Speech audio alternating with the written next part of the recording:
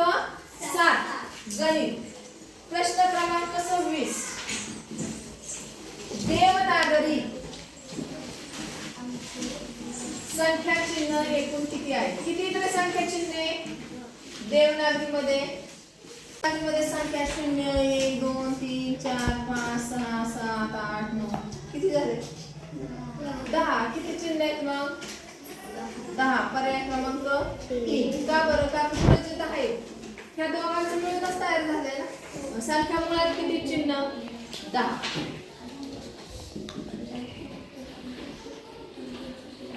खालीलपैकी बरोबर जोडीचा पर्याय कोणता? कुणाची वजाबाकी बरोबर आहे? 2 नंबरचं बघूया आपण. यांची वजाबाकी करून बघा बरोबर आहे कारण अचूक विचारले त्यांनी. 4 मधून 2 गेले 2, 0 तून 0 गेला 0, 12 तून 6 गेले 6 आणि 7 आले का बरोबर? त्यामुळे पर्याय क्रमांक 2. 1375 दशक म्हणजे किती? 1375 बरोबर. दशक म्हटले दशकचा 1 0 द्यायचा. पर्याय क्रमांक 4. संख्येचं वाचन करायचं. चला वाचन करायचं संख्येचं. कसं वाचन येणार आहे? बर 55,750 आहे का त्याच्यात? मग कुठलं येणार आहे? पावणे 56,000. ह्याचा आपण लिहितो पावणे आणि हजार मध्ये लिहि त्यामुळे 1000 पावणे आला की ह्याच्या पुढचा म्हणजे 56 बरोबर ना. मग कुठं काय येणार इथं? पावणे 56,000. कसं वाचन येणार ह्याचं? पावणे 56,000. प्रश्न क्रमांक 30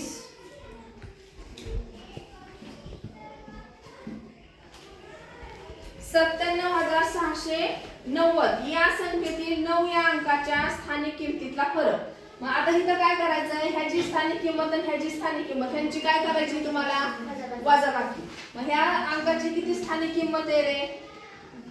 90,000 आणि ह्याची 90. ह्या दोघांची काय करायची तुम्हाला? वजाबाकी. 31 2708 या संख्येत जर 0 लिहायचा विसरला तर ती संख्या कितीने कमी होईल? अशा वेळेस काय करायचं? 2708 ने लिहिले 0 लिहायचा विसरला म्हणजे कोणती संख्या झाली रे? 278. मग कितीने चुकेल म्हटलं की इथं काय करायचंय? वजाबाकी करायची. 10 तून 7 गेले 3, 7 तून 2 गेले 4 आणि 2 2430 एवढ्याने ते गणित चुकणार आहे. आता प्रश्न क्रमांक 32 50,020 खालीलपैकी कोणती? काय विचारलंय? 50,020. 50,000 दिलाय, शतक दिला नाही म्हणून 0 दिला आणि 20. पर्याय क्रमांक 3.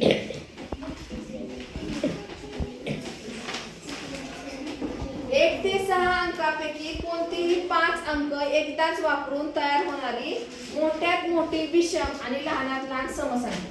कोणते अंक घ्यायचे आपल्याला? 1 ते 6 पर्यंत कोणते पण 5 अंक वापरायचे आणि मोठ्यात मोठी विषम तयार करायची. बरोबर.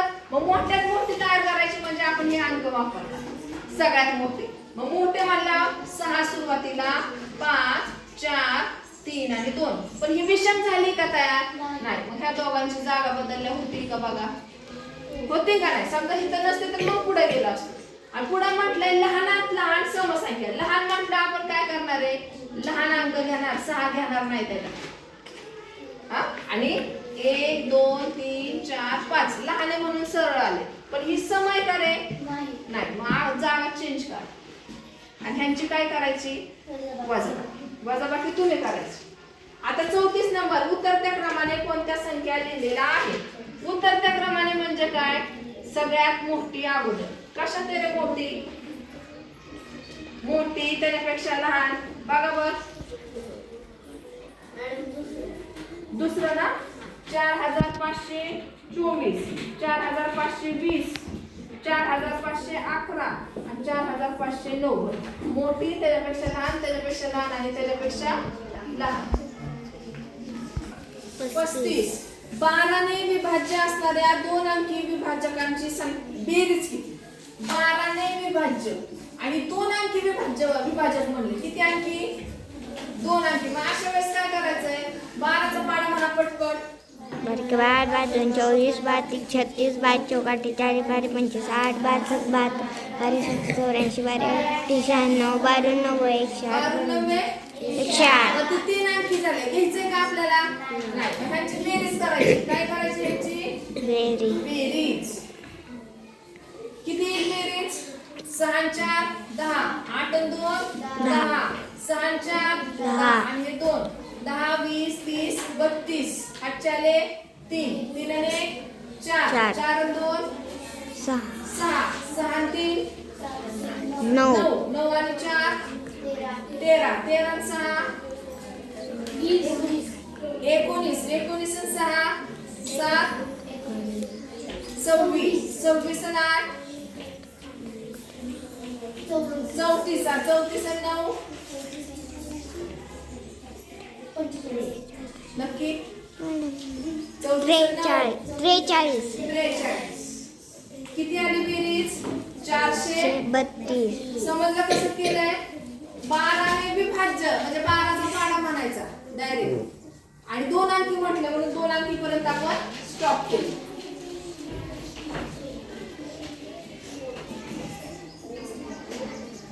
म ही एक विषम संख्या आहे. मग कसं काय? विषम आहे आणि तिच्या पुढची 8वी विषम विचारले. प्रत्येक प्रश्नपत्रिकेत अशा टाईपच्या गणित. 8 अधिक म अधिक 16.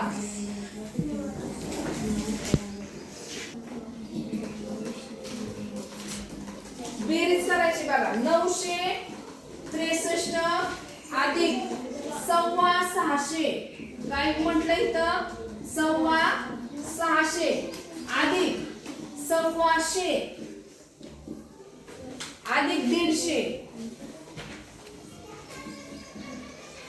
अधिक 13,515. ह्या सगळ्यांची बेरीज करायची. मी 963 दिली. 625. 625 म्हणजे किती? 625. 600 125. 150 150 आणि 13,515. ह्यांची काय करायची? तुम्हाला बेरीज करायची. प्रश्न क्रमांक 38. तिच्या जागेवर काय ते काढायचे. 11,750 ह्या संख्येतून वजा केल्यानंतर 20,800 उत्तर आले. मग तिथं संख्या कोणती? अशा वेळेस काय सांगितलं तुम्हाला? तिकडे जे वजा आहे ते तिकडे जाऊन काय होणार आहे? अधिक. म्हणजे 20,800 अधिक 11,750 यांची बेरीज करायची. प्रश्न क्रमांक 39. तिथं पण आपल्याला चौकटीतलं काढायचंय. 17,651 वजा चौकट बरोबर 9,756. आता काय करणार आहे तुम्ही? हे इकडं ह्याच्यातून हे वजा करायचं. काय करायचंय? वजा. 17,651 वजा 9,756 ही वजा बाकी करायची. 40. महात्मा फुले शाळेची 1ली ते 7वीची पटसंख्या. 1ली ते 7वीचा पट किती आहे? 1,764 एवढा आहे. 6वी ते 7वीचा पट. 6वी ते 7वीचा पट 432 आहे. 3री ते 5वीची पटसंख्या 750.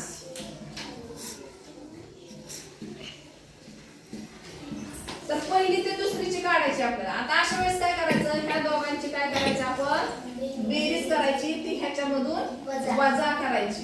बरोबर. 7 आणि 4 11. 1764 मधून 1182 वजा करायचे.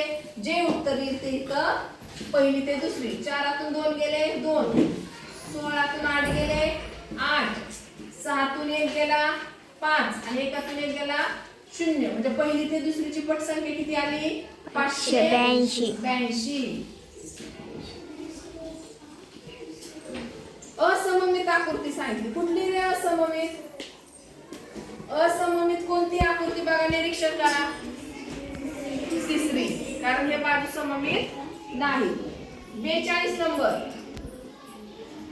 संख्या व अवयव अशा जोड्या दिल्यात, यावरून गटात न बसणारी. पहिलं काय दिलंय? 55 आणि 11. 11 ने 55 ला भाग जातोय. आखरी पाची 55. 64 आणि 8. 8च्या पाड्यात 64 आहेत का रे? आहेत का? 29 आणि 58 आणि 17 आणि 1. संख्या आणि अवयव मग कोण बसत नाही सांगा? 58 ने 29 ला भाग जातोय का? असा जातोय 29 दुने, पण 58 ने 29 ला जातोय का? आणि हा काय अवयव? मग इथं ही संख्या हा अवयव होईल का? नाही होत. 58 ने 29 ला नाही जात. इथं ही संख्या होती, हा अवयव म्हणजे हे उलट आहे, हे वेगळं. इथं 1 ने 17 जातो, एक हा अवयव असतो पुन्हा. प्रश्न क्रमांक 43. 15 सप्टेंबर 2017. 15 सप्टेंबर 2017 रोजी शनिवार होता. कोणता वार होता? शनिवार. तर त्या पुढील महिन्यात येणारी गांधी जयंती कोणत्या दिवशी? गांधी जयंती किती तारखेला असते रे? 2 किती तारखेला? 2 ऑक्टोबर. 2 ऑक्टोबरचा वार काढायचा आपल्याला, बरोबर? आता इथं 15 दिलंय. 15 अधिक आपण 7 केले, पुढचा वार येतोय 22 ला. परत कुठला आला? शनिवार. परत 7 मिळवले, 29 ला कुठला आला? शनिवार. मग 30 तारखेला कोणता आहे? रविवार. सप्टेंबर महिना 30 चा आहे का 31 चा आहे? कितीचा आहे सप्टेंबर महिना? 30. मग आपल्याला गांधी जयंती पर्यंत जायचं. 1 ला सोमवार, 2 ला मंगळवार. मग 2 ऑक्टोबरला कोणता वार येणार आहे? मंगळवार. खालील अपूर्णांकातला सगळ्यात लहान अपूर्णांक विचारलाय. लहान काढताना आपण छेद सारखा आहे का अंश सारखा आहे बघतो. सांगा मला, ह्याचा अंश सारखा आहे का छेद? अंश सारखा आहे. मग अंश सारखा म्हणजे छेद लहान तो मोठा आणि छेद मोठा तो लहान. मग कोण आलं रे लहान? तिसरा. 45. 2 किलोग्रॅम 600 ग्रॅम डाळीपैकी 500 ग्रॅम डाळ संपली. किती शिल्लक राहिली? 2 किलो 600 ग्रॅम. किती संपली? 500 ग्रॅम. ग्रॅम आहे म्हणून मी ग्रॅमच्या खाली लिहिले. किती राहिले? 2 किलो 100 ग्रॅम.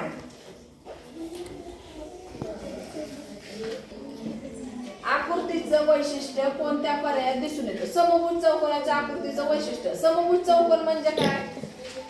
चारी बाजू तिसरं, चारी बाजू समान, त्यामुळे तिसरं. 47 नंबर बघा. 520 मीटर परिमिती. काय दिली आपल्याला? परिमिती. अरे काय दिलंय? परिमिती. कशाची परिमिती? चौरसाकृती मैदाने. कसलं मैदान आहे? चौरसाकृती म्हणजे चौरस आहे. तर त्याला तिन्ही बाजूंनी तारेचं दुहेरी कुंपण करायचं. किती बाजूंनी करायचंय?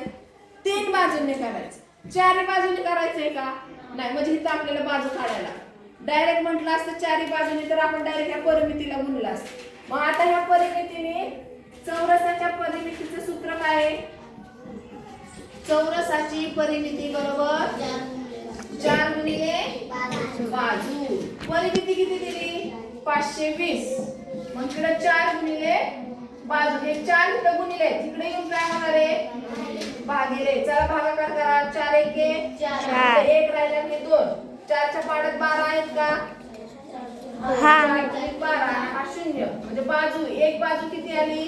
130. किती बाजूंचं करायचंय? 3. मग 3 ने गुणलं मी. 130 गुणिले 3 33. बरोबर आहे का?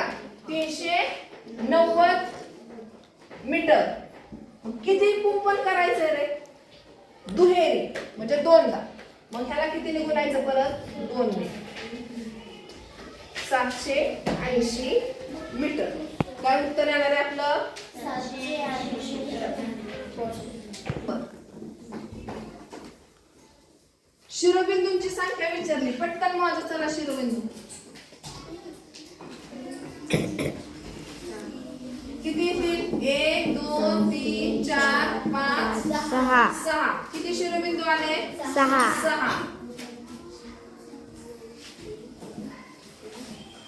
पूर्णांकयुक्त हा अपूर्णांक दिलाय. अंशाधिक अपूर्णांकात रूपांतर करताना योग्य पद्धत कोणती? आपण कसं करतो रूपांतर? 4 गुणिले 7 अधिक 2 आणि खाली किती लिहितो? 7 आहे असेच. मग हे कोणत्या पर्यायात आहे? बरोबर. आता पुढचा प्रश्न आहे. 9730 मिली बरोबर किती लिटर आणि किती मिली? ही तर काय पद्धत सांगितली? 3 झाकून ठेवले, ते काय राहिलेलं काय? 9 लिटर आणि झाकलेले 730 मिली. 51 नंबर. आयताचं क्षेत्रफळ दिलंय त्यांनी. कशाचं क्षेत्रफळ दिलंय? आयताचे क्षेत्रफळ बरोबर 84 चौरस मीटर आणि त्याची लांबी दिली 12. लांबी किती आयताची? 12 मीटर. रुंदी काढायची आपल्याला. काय काढायची? रुंदी. मग आयताच्या क्षेत्रफळाचं सूत्र काय आहे? लांबी गुणिले रुंदी. मग क्षेत्रफळ किती आहे? 84. लांबी किती दिली आहे? 12. 12 जर इथं गुणिले इकडे येऊन काय होणार ते? 84 भागिले 12च्या पाड्या 84 आहेत का?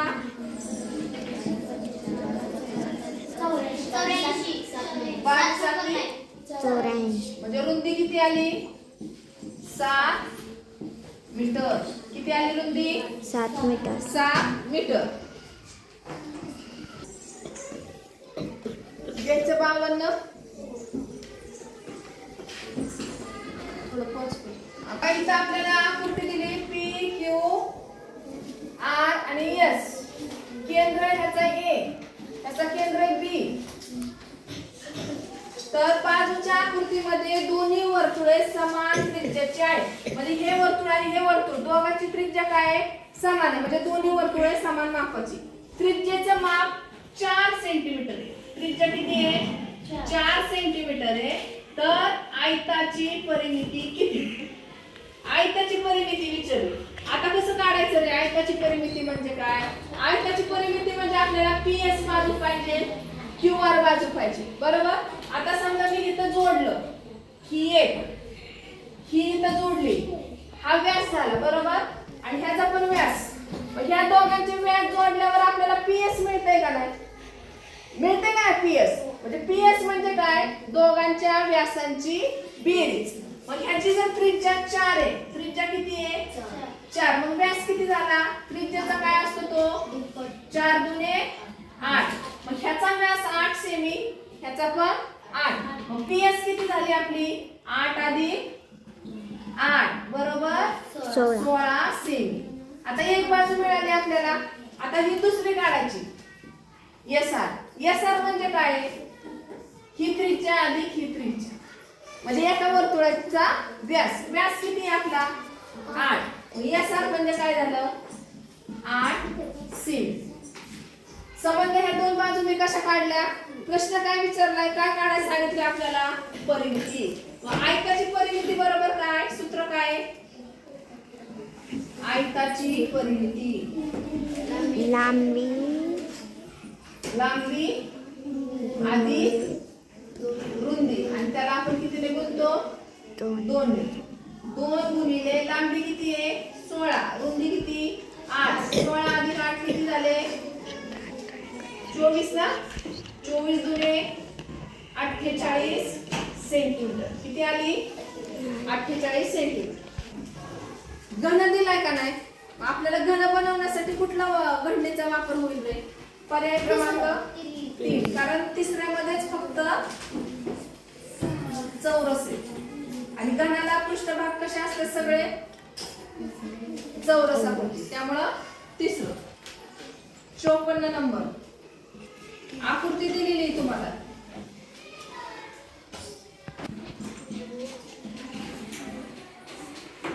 तर ही रेखांकित भागाची काय करायची बेरीज.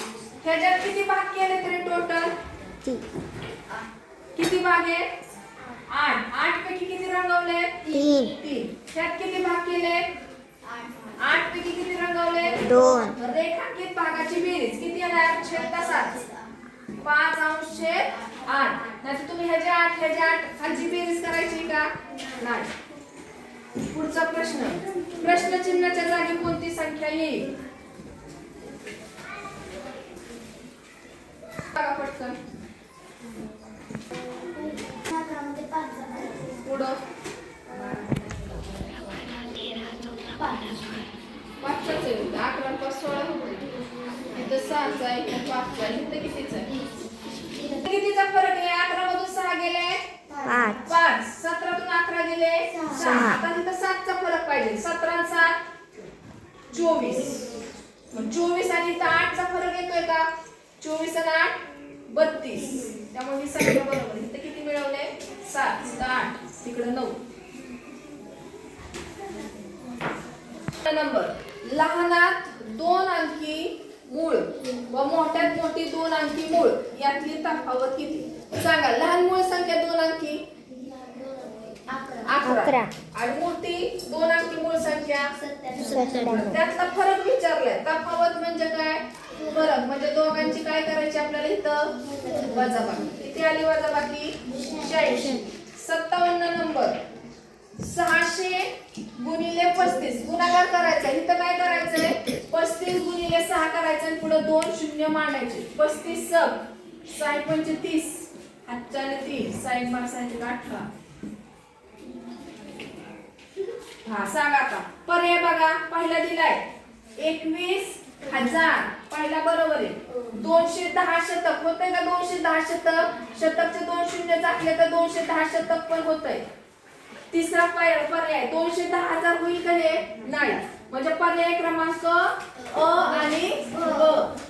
चौथा पर्याय बरोबर. सांगा मला भागाकार करायचा.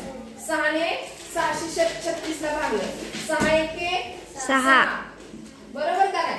0 3 ला भाग जातो का 6 ने 0 मग राहिले 36. 6 106. किती उत्तर आलं 106. एका संख्येला 9 ने भागले असता भागाकार 24 आणि बाकी 6 येते. 9 ने भागल्यानंतर भागाकार किती आलाय 24 बाकी किती आली 6. 12 ने भागल्यानंतर बाकी आणि भागाकार किती येईल. सूत्र आहे का ना आपल्याला काय सूत्र त्या दोघांचा गुणाकार अधिक 3 बरोबर. मग कसं वापरणार आहे भाजक गुणिले भागाकार अधिक बाकी. मग भाजक किती आहे 9 आहे. भागाकार आलाय 24 बाकी आणि 6 किती उत्तर येईल. आणि परत त्यांनी 12 ने भागलं म्हटले. त्या दोघांचा फरक करायचा. 3 ने वाढले 24 गुणिले 9 किती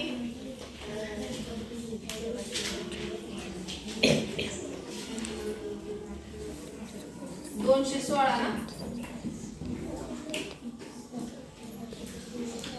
222 ला जर आपण 12 ने भागलं 12 एके 12 102 आहेत का 12 अटी 96 राहिले 6 काय येणार आहे 18 आणि बाकी 6. पर्याय क्रमांक 1. 7 नंबर. किसनराव सकाळी 10:15 पुण्याहून निघाले आणि 2:30 वाजता पोहोचले. तर किती वेळ प्रवास केला. आपण इथं काय सांगितले 24 ताशी घड्याळात रूपांतर करायचे. मग 2:30 म्हणजे 24 ताशीमध्ये किती आले 14:30 आणि त्याच्यातून हे 10:15 काय करायचं आपल्याला वजा करायचं. नंतर 30 मधून 15 गेले 15 14 तून 10 गेले 4 तास 15 मिनिटे. चला 61 1276 अधिक 394 चौकट दिली. चिन्ह कुठलं येईल विचारलंय. 5 शतक अधिक 35 दशक. आता ह्यांची बेरीज किती येते रे?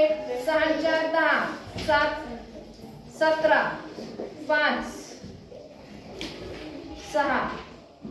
ह्यांची बेरीज 5 शतक आणि 35 दशक. 5 शतक म्हणजे 500, 35 दशक म्हणजे 350, 850. कुठलं येणार आहे?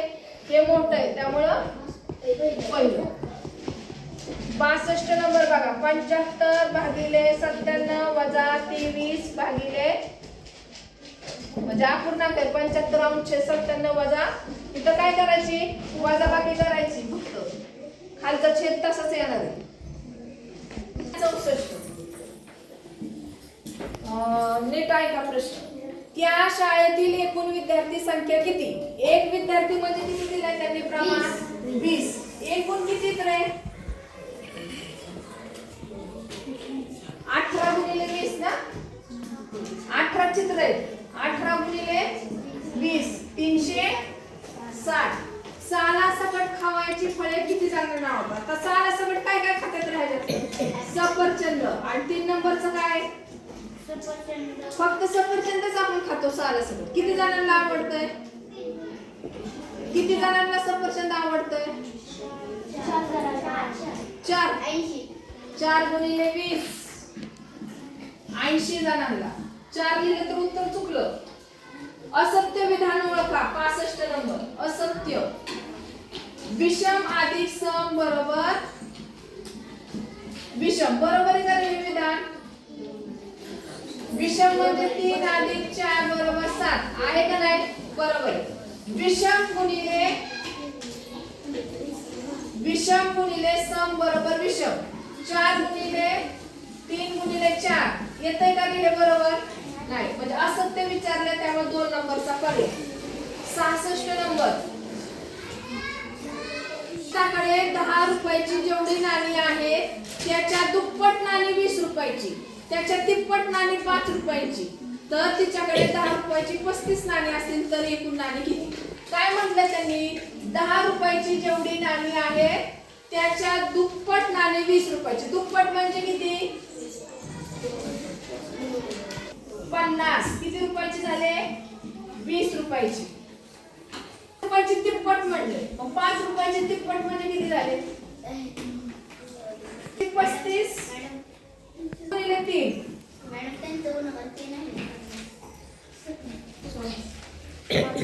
10 रुपयाची जेवढी नाणी त्याच्या दुप्पट किती रुपयाची?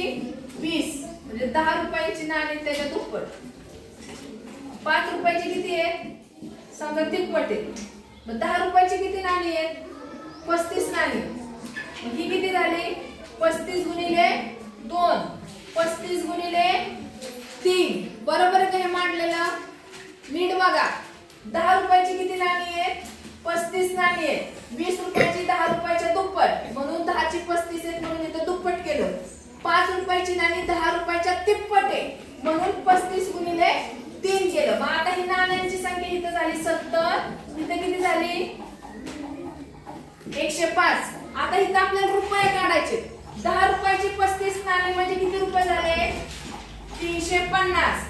20 रुपयाची 70 नाणी म्हणजे किती रुपये झाले? 7 दुने 14 आणि 2 शून्य 1400. 105 5 रुपयाची म्हणजे किती झाले? 5 ने गुणाला 5 5 25 आणि 5 1 5. एकूण रुपये विचारला बेरीज करा. 5 5 7 4 3 7 7 5 12. चला 1 2275 आहे का पर्याय?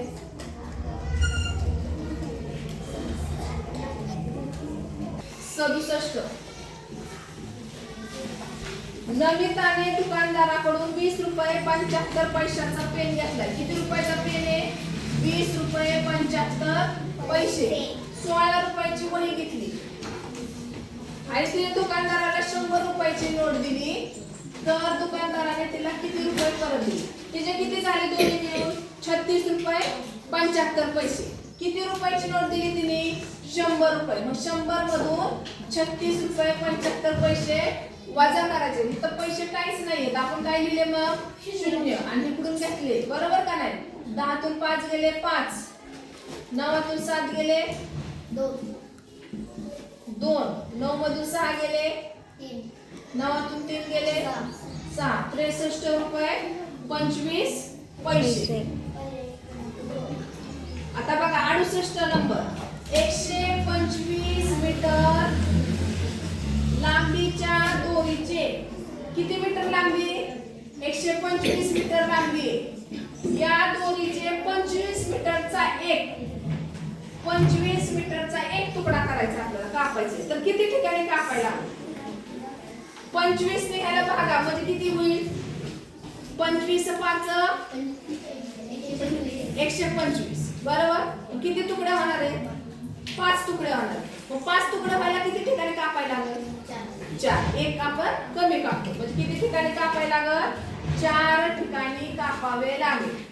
अगोदर काय केलं? 125 ला 25 ने भागलं म्हणजे एक 5 तुकडे झाले. ते मग 5 तुकडे व्हायला आपण किती ठिकाणी कापणार आहे?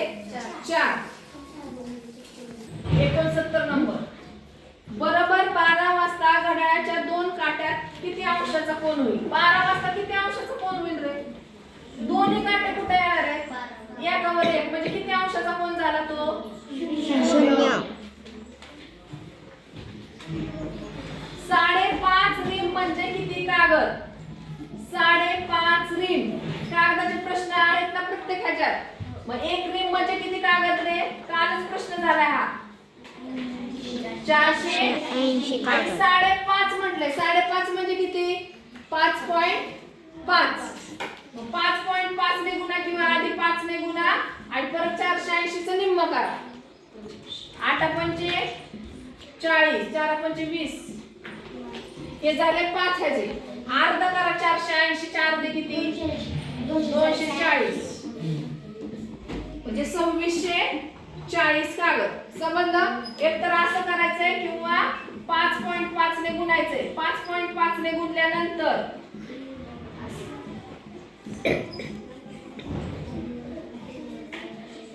असं उत्तर येणार आहे. बरोबर का नाही? पॉइंट नंतर किती संख्या आहे सांगा मला? 1. मग मी इथं पॉइंट दिला 0 आहे त्यामुळे ते पुसून काढायचं. आलं का? दोन्ही उत्तर सेम. दोन्ही पद्धतीने फक्त इथं वेळ लागतोय. तिथं का वेळ लागत नाही? 5 ने एकदाच गुणलं आणि परत ह्याच्या निम्म केलं, बेरीज केली की होतंय.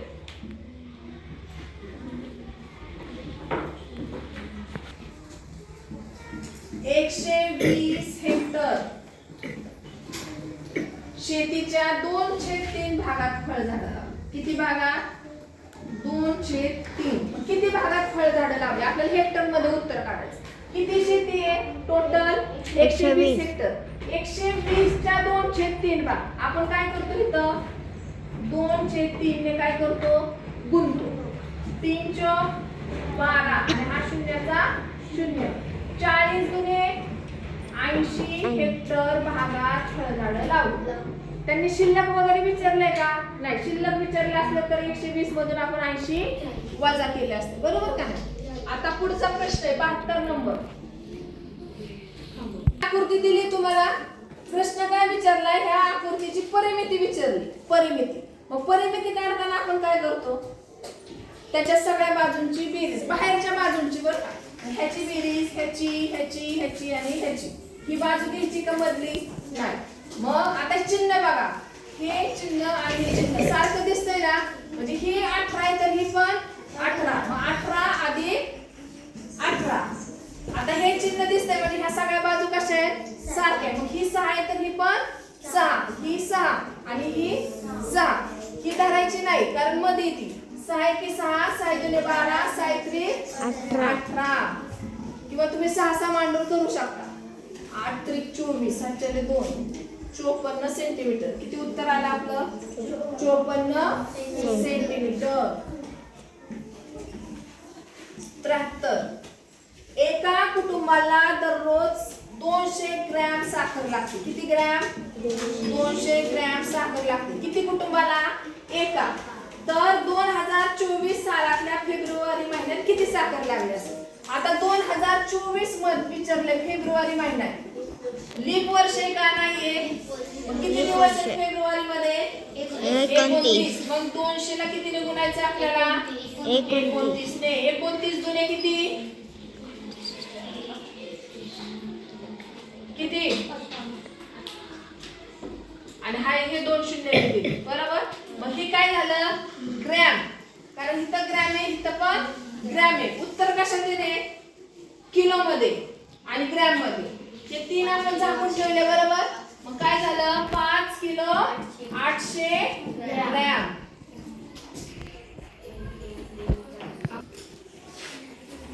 चौरसांची संख्या विचारली आपल्याला. काय विचारली? चौरसांची. आडवे नंबर दिले, उभे नंबर दिले.